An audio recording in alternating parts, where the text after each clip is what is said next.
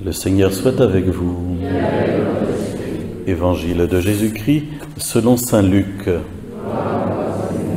Le peuple venu auprès de Jean-Baptiste était en attente, et tous se demandaient en eux-mêmes si Jean n'était pas le Messie. Jean s'adressa alors à tous: « Moi je vous baptise avec de l'eau, mais il vient celui qui est plus puissant que moi. Je ne suis pas digne de défaire la courroie de ses sandales. Lui vous baptisera dans l'Esprit Saint et dans le feu. » Comme tout le peuple se faisait baptiser et que Jésus priait après avoir été baptisé lui aussi, alors le ciel s'ouvrit, l'Esprit Saint descendit sur Jésus sous une apparence corporelle comme une colombe. Du ciel, une voix se fit entendre: « C'est toi mon Fils, moi aujourd'hui je t'ai engendré. » On est en plein dans le sujet lorsque Jean-Baptiste dit à Jésus: « Je ne suis pas digne de défaire la courroie de tes sandales. » En termes clairs, ça veut dire: je ne suis pas digne de te prêcher la conversion. Défaire les sandales et les pieds nus, c'était quelque part manifester un signe de pénitence. Et Jean-Baptiste dit qu'il n'est vraiment pas digne de prêcher à Jésus la pénitence, la conversion, pour la bonne raison que Jésus n'a pas de raison de se convertir, il n'a pas péché. Et pourtant, c'est là qu'on mesure le caractère tout à fait vertigineux de l'acte que Jésus vient poser en se mettant dans la file de tout le monde pour recevoir ce baptême de conversion donné par Jean-Baptiste. C'est un acte d'une humilité stupéfiante que nous ne pouvons pas mesurer, dont sans doute Dieu seul est capable, parce que nous sommes les uns et les autres très orgueilleux. Mais voilà, Jésus continue de s'abaisser. Il y a une continuité entre le mystère de la crèche, qui est l'abaissement de Jésus qui vient à nous comme un pauvre, et puis ce mystère du baptême au Jourdain, où Jésus nous donne comme une sorte de parabole de sa mission de rédemption, alors que tous ces hommes viennent demander pardon pour leurs péchés en s'immergeant dans le fleuve Jourdain. C'est comme si Jésus, lui, venait pour prendre sur lui tout notre péché dont nous demandons à être purifiés afin de pouvoir nous en libérer précisément. Et donc c'est une parabole de sa mission. Ça rejoint un peu le lavement des pieds, le jeudi saint au soir, lorsque Jésus prend la place du serviteur et puis se met à laver les pieds de ses disciples. D'ailleurs, Pierre est très conscient qu'il y a un problème. Il trouve que Jésus n'est pas à sa place. Tu ne me laveras pas les pieds, c'est pas possible, c'est pas la place de Dieu d'être là, c'est inconvenant. Et peut-être nous pouvons mieux, avec ce parallèle, comprendre ce qui se passe là au Jourdain.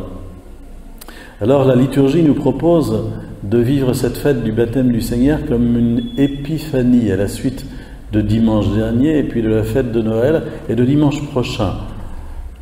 Épiphanie en grec, ça veut dire manifestation. Jésus est manifesté comme quelque part comme roi des nations, à la façon dont les mages viennent à lui offrir leurs présents. Nous célébrions cela dimanche dernier, mais traditionnellement la liturgie reconnaît une triple épiphanie, c'est-à-dire d'abord la fête de l'épiphanie elle-même, puis la fête du baptême du Christ où Jésus est manifesté comme le Fils. Une voix vient du ciel: « Tu es mon Fils bien-aimé, moi aujourd'hui je t'ai engendré. » Il est manifesté comme le Fils, et il y a une manifestation trinitaire. La voix du Père retentit, l'Esprit vient comme une colombe sur lui. Voilà. Et puis, dimanche prochain, dans cette année C, qui est la 3e année du cycle liturgique, il y a exceptionnellement un évangile qui sera donné, qui est celui des noces de Cana. Et la liturgie traditionnellement reconnaît ce dimanche aussi comme une épiphanie, l'épisode de cette eau changée en vin, de cette manifestation de Jésus comme l'époux. On en reparlera dimanche prochain.